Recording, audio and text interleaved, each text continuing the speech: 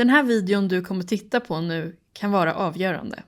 Den handlar om brandsäkerhet, första hjälpen och larm på Stockholm Makerspace. Skador och bränder har hänt på Stockholm Makerspace och medlemmar har saknat kunskapen att agera korrekt. De säkerhetsrutiner vi ber dig att vidta här kan rädda liv. Titta och memorera noggrant.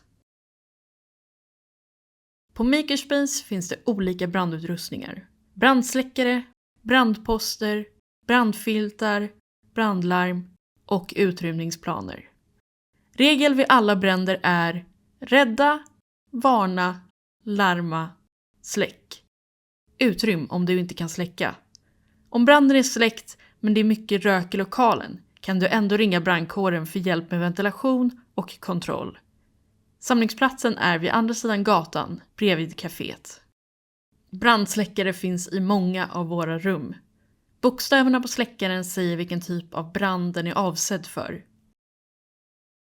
En litiumsläckare är till för att släcka el- och litiumbatteribränder.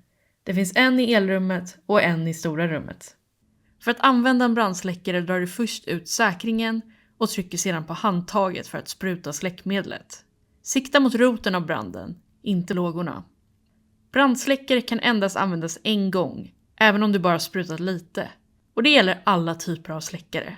Sedan måste de bytas ut för att trycket försvinner. Men låt det aldrig stoppa dig från att använda brandsläckaren vid en brand. Notifiera styrelsen så bokar de service. Nu lyfter vi 2 utrymmen där brandfaran är speciellt hög. Kemikalieskåpen och trärummet. I kemikalieskåpen förvaras saker som burkar och sprayburkar, innehållande bland annat lacker, färger eller oljor. Vissa ämnen får du inte förvara i din medlemslåda och måste förvara här i kemskåpen.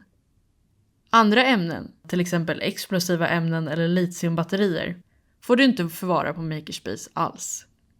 Reglerna kan du se här. Denna skylt sitter även på skåpsdörren. Titta efter en varningssymbol på din behållare. Vi följer dessa regler eftersom det är riktlinjer satta av brandinspektionen eller vår hyresvärd, Akademiska Hus. Tomma sprayburkar får inte kastas i vanlig sophantering, utan måste kastas här. Dessa lämnas emellanåt hos en återvinningscentral. Trärummet är vårt mest använda rum. Bränder kan enkelt ske i träverkstäder genom att sågspån antänds. Sågspån från skärverktyg med vassa tänder är grova och ser ut så här. Medan spån från slöa blad är mikrometersmå och ser ut så här. Det är dessa mikrosågspån som är den stora faran. Om maskinerna eller rummet får tillräckligt hög koncentration glödheta mikrospån kan det starta en brand eller till och med en explosion. För att förhindra bränder måste därför skärverktygen i maskinerna vara vassa. Bordsågen, kap- och gärsågen, bandsågen och fräsarna. Fortsätt inte arbeta med slöa blad som kämpar med att skära. Rummet städas från sågspån och mikropartiklar. Kolla till exempel på väggarna eller uppe mot taket. Där samlas partiklar också, inte bara på borden och golvet. Glöm inte att stänga av maskiner när du är klar med dem. De kan överhettas. Ett vanligt misstag är att man glömmer att stänga av spånsugen. Spånsugen stänger däremot av sig själv efter 30 minuter. Och var medveten om du tar in brandfarliga ämnen in i rummet. Det finns 2 brandsläckare vid dörren. En vatten- och en pulversläckare. Pulversläckaren är en ABC-släckare, men använd helst vattensläckaren. Det är enklare att rengöra och skonsammare mot maskinerna. Den står därför mer centralt in mot rummet. Spånsugen har en spak på sidan som rengör filtret och ökar luftflödet. Dra i den då och då. Spånsugen har även ett inbyggt sprinklersystem. Skulle det börja brinna i spånbehållaren töms 20 liter vatten ner i den. Ett meddelande skickas automatiskt till Slack och trärummet kommer behöva stängas ner. Sprinklern kan manuellt aktiveras med den här spaken. Systemet mäter även nivån i spånbehållaren med en ultraljudssensor och visar nivån på en display och med en lampa. Lampan visar grönt om nivån är okej, gult om nivån är hög och rött om den är för hög och maskinen har stängts av. Töm påsen om lampan visar gult. Skalan på displayen är inverterad. När den visar lågt är behållaren full. Innan branden känner du först en röklukt. Brännmärken på trä framkallar en röklukt som försvinner efter någon minut. Om du känner röklukten i flera minuter måste du undersöka. Om lukten är kraftig är det troligtvis en brand. Öppna spånsugen och titta om du ryker från spånen. Titta under spånsugen på filtret efter rök eller eld. Om du använt dammsugarna, öppna dammsugaren och titta efter rök.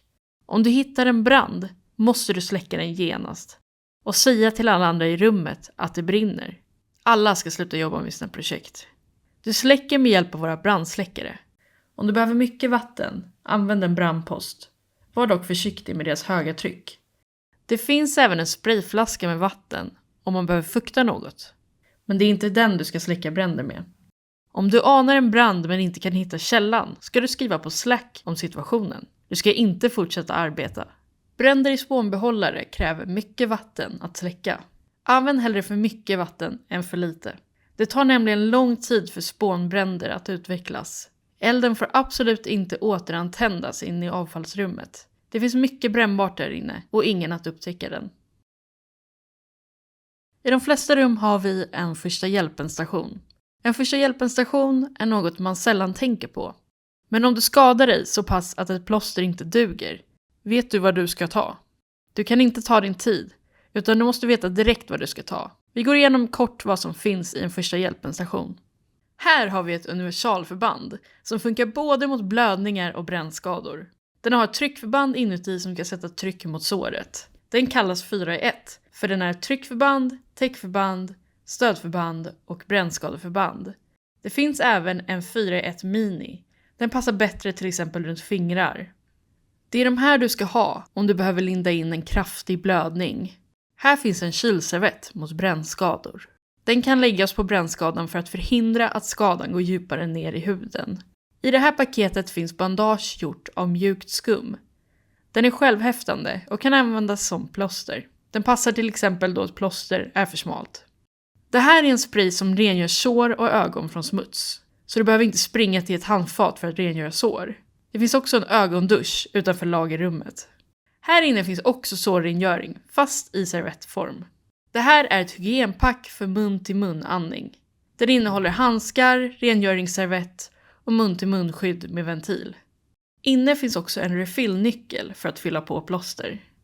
Så, minns du nu vad du skulle ta om du skulle få en kraftig blödning? Det här larmet är AVLs inbrottslarm som varnar att det har automatiskt aktiverats på kvällarna. Du behöver inte göra något när du hör detta larm, eftersom att det inte har med Makerspace att göra. Däremot låter ett brandlarm så här.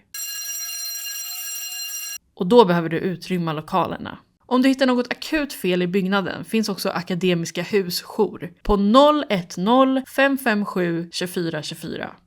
Det var allt! Nu är du redo att ta testet på vår medlemssida. Lycka till!